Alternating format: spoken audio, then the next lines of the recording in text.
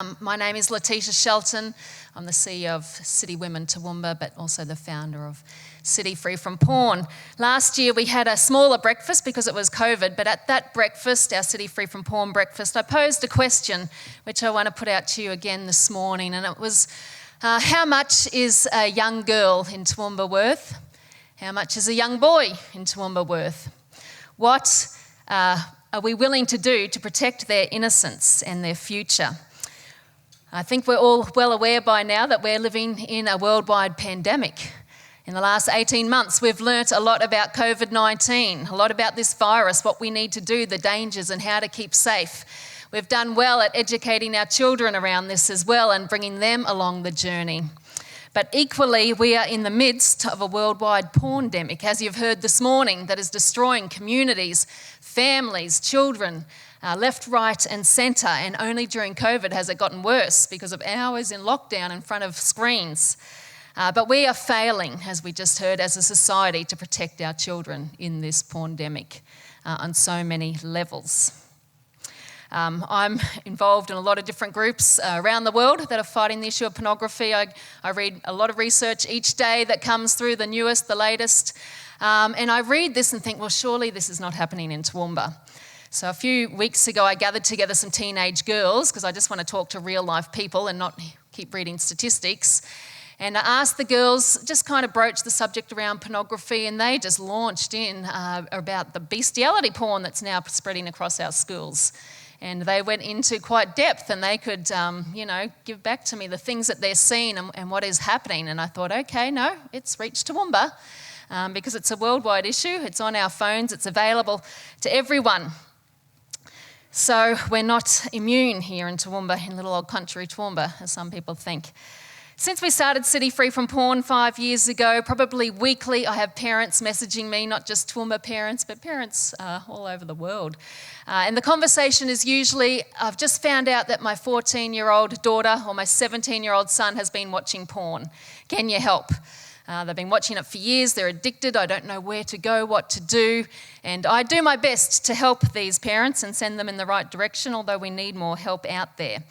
But quite often I can't help but think how things might have been different if we can equip our parents to have some conversations, to give them the knowledge at the age of 7 or 8, before our kids see porn.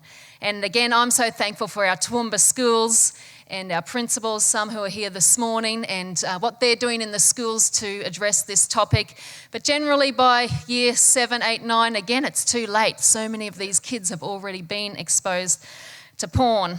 And so we need to get to our parents to equip them. We need to help them with the knowledge and the understanding of what to say. In fact, our government recently did a survey of Australian parents, and 77% of parents that were surveyed believe it's their responsibility to speak to their children about pornography. Yet half of them actually do. And I think that just comes down to the fact that they don't know what to say, or when to say it, how to say it. And certainly by the time your son is 15 or 16, it's a really awkward conversation to be having, and way too late. And so I don't know about you, but I get tired of always being on the defence. Anyone else? I get tired of mopping up. I get tired of waiting for the government to change legislation. I get tired of waiting for funding for something. So we're going to do something. And as you've heard this morning, I've signed up to ride my bike in June from Darwin to Broome. Is the map up there? So I'm really thankful that it's all downhill. There is one little hill I'll have to go up, but the rest I'm just planning on holding onto my bike and sailing along. But it's about 120 kilometres for 18 days. I'm with the group, but I want to raise funds, and as our Mayor mentioned at the beginning, we have a big goal to get this book, How to Talk to Your Kids About Pornography, into homes across Toowoomba, into parents. Not just parents, but uncles and aunties. We all need to be aware. Grandparents, we all need to understand, and this book outlays just clearly what pornography is, what it's doing, the impacts What to do if your child has already seen porn. And you'll see we've got some examples on your table. Please don't take those home unless you want to pay for it out the door.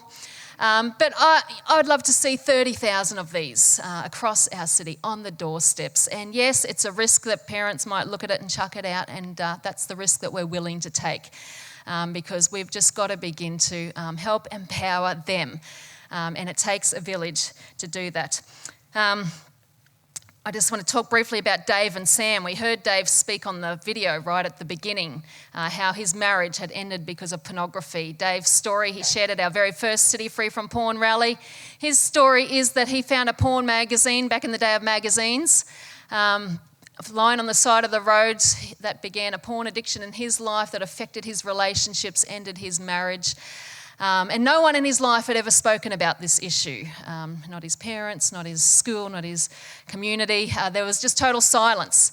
And he felt a lot of shame and struggle in all of that. My other friend Sam, who's been involved for many years in this campaign on City Free from Porn, he has 4 children. He spoke to his 9-year-old son in an age-appropriate way with some of the resources we were equipping parents with, and equipped his son. Son, at one time you're going to see porn. This is what's going to happen. This is what you need to do. It's okay. Dad will look after you. And it was only a matter of days until Sam's son was exposed to porn by another 9-year-old at school.